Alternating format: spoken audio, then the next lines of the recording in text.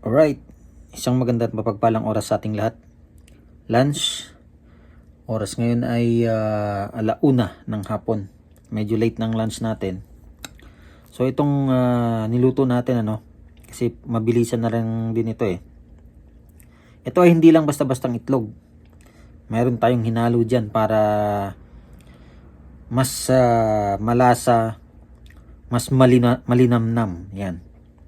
Alam nyo ba yung hibi?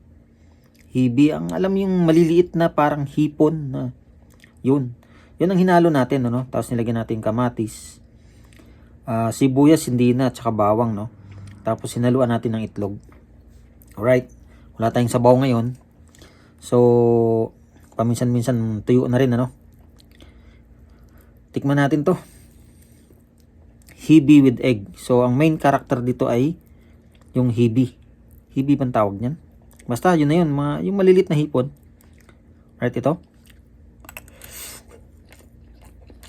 Ay, sarap pala nito. Ayos to ah. Yun Samahan natin ng kamatis.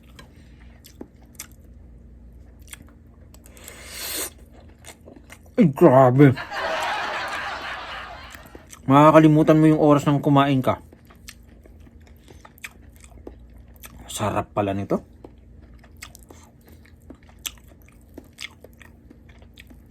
Saktong-sakto sa white rice natin,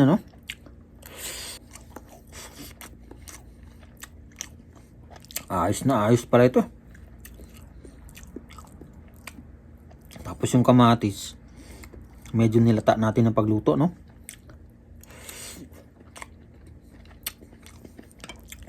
Ayos.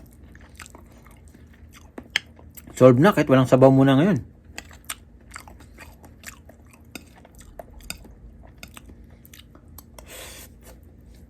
Ayun.